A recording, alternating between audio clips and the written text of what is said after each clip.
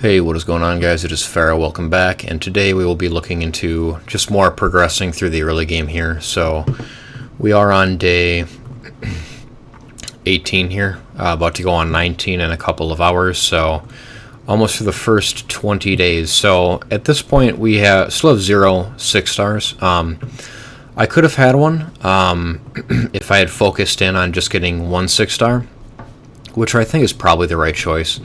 I really should have focused in, just made sure I could get 1 6-star, because I would already have it at this point with all the food I have here. I think I'd already have RTOC, so RTOC 6-starred at least. But yeah, I'm going for 4 at the same time, so at the moment that is still RTOC, Deacon, Gizcard, and Kale. Tila will definitely get 6-starred eventually, but her skills are based on HP, and so are RTOC's.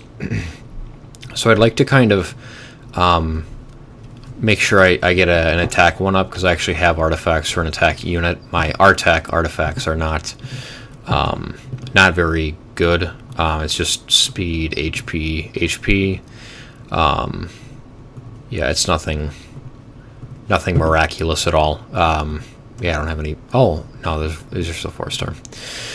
Never mind. But yeah.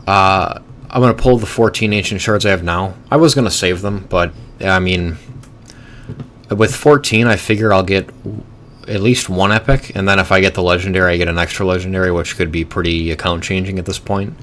And I'm not anywhere close to being ready to do a fusion. I tried the nut fusion that's going on right now. I don't have enough shards anyway, but also I'm just not far enough in the game, and it's kind of like it was just a waste of energy for me to go in and do the spider tournament and then the champion training. I'm doing brutal stage 3 right now, campaign area 3 or whatever.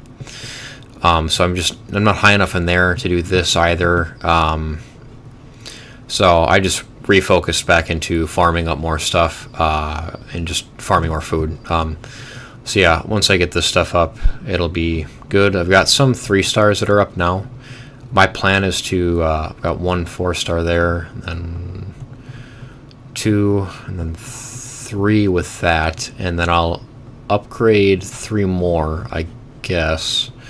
I'm not sure if I want to do the Lone Blade Reabs to 40 and then get one of the epics. It seems like it's decent.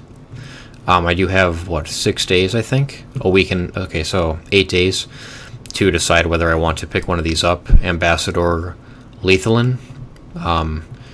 It seems okay. Like I'm sure it'd be pretty good for Faction Wars. So maybe I'll pick that up. But yeah, we'll do the summons now if I have the space.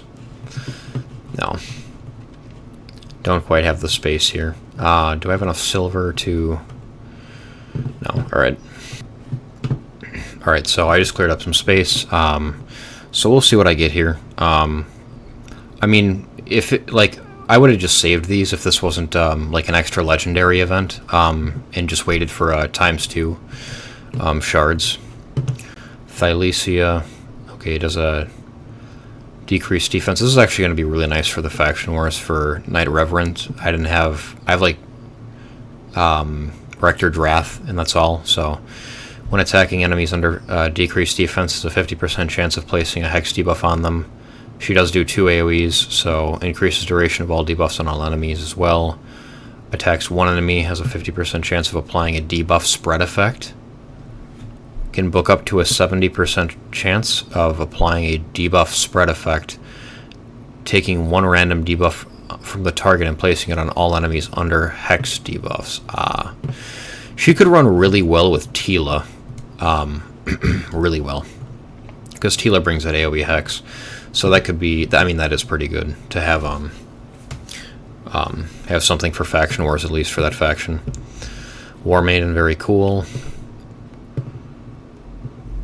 Like Frozen Banshee, I don't know if I pulled one. I guess I was focused on the epic I got, but Frozen Banshee would be awesome. Apothecary would be also a good thing to get. But yeah, we only had 14 shards anyway, so. Alright. Slayer, so looking through my rares here, I don't have too much going on in terms of rares at the moment. Well, I have Kale. Spirit Host, I'll keep at 40. I might put her up to 50 eventually when I get through some of the other 6 stars I want to make, because she'll be good for Faction Wars.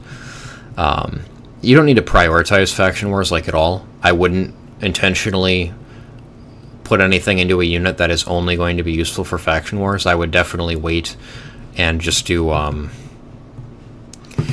the stuff that you know is going to help you with, like, either clan boss or more so dungeons. Clan boss seems to be a really big thing in the content creator space. People are constantly talking about the first thing you need to do as a clan boss team. I would probably look at it more like you should make level 60s, like 3 or 4 level 60s, get masteries on them, unlock their blessing. After you do the masteries, go into the Iron Twins and just get some blessings for them. You don't want to waste too much time doing that. I would spend like maybe 2 days in Iron Twins at the most, and then hopefully you get a couple unlocked. But you might only get 1, you might get 0. That's kind of how that goes. But yeah, and then I would, after that, look more into clan boss specific stuff, because those 3 or 4 units you put up, I would make them so that they're useful in dungeons, so you can get gear, and then you can farm some gear, get better gear on your champions, and then you'll just be doing better in clan boss anyway. But yeah, I mean, obviously you still want to do clan boss every day. I would pick Kale because he's going to bring poisons, and then you're doing, at least you know you're doing good and easy and normal clan boss at that point with Kale. So I just wouldn't be like hyper focused on it. Every single unit has to be amazing for clan boss. Like, that's, I don't quite subscribe to that. But yeah, I don't know if we got any rares for fusion either. Dang. Anyway, we'll be saving the other ones for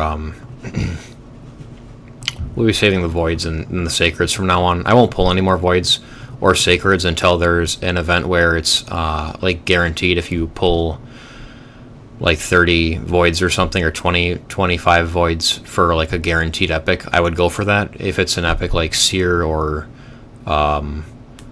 I really like Skull Crown, I would go for a Skull Crown too. But some, like a really good 4-star like Maneater might be a good one to go for as well. And the same thing for Sacreds, just waiting for an event where you're getting a guaranteed if you pull a certain amount.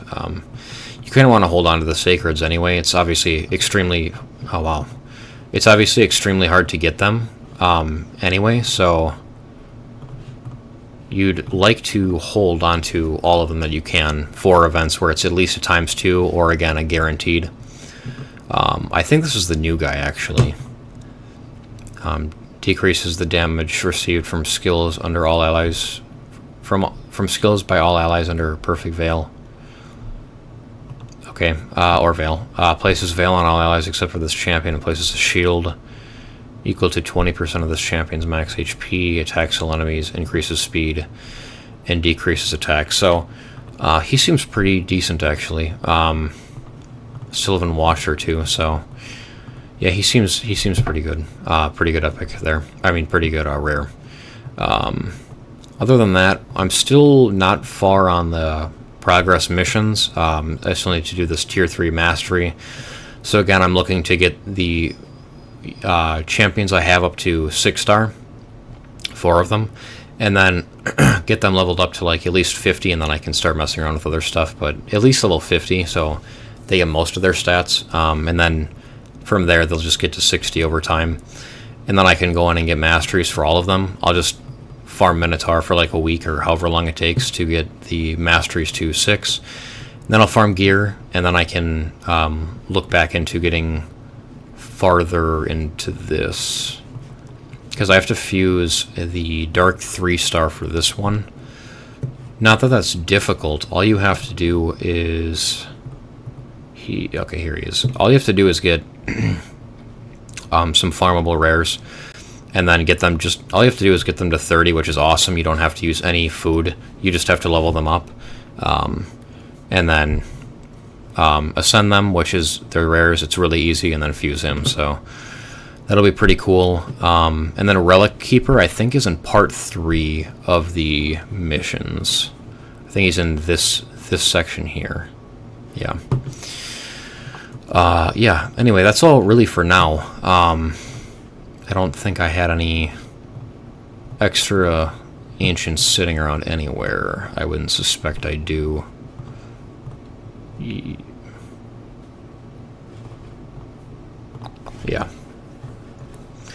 Alright, anyway, yeah, that's all for this one. If you guys summoned and got anything, let me know. Obviously, out of 15 shards, you're not really expected to. I think overall I've pulled like 30 to 32 ancient shards. So to have a Tila already is actually really very lucky. I got her off camera, for anyone that didn't know. But yeah, anyway, that's all for this video, and I'll see all of you in the next one.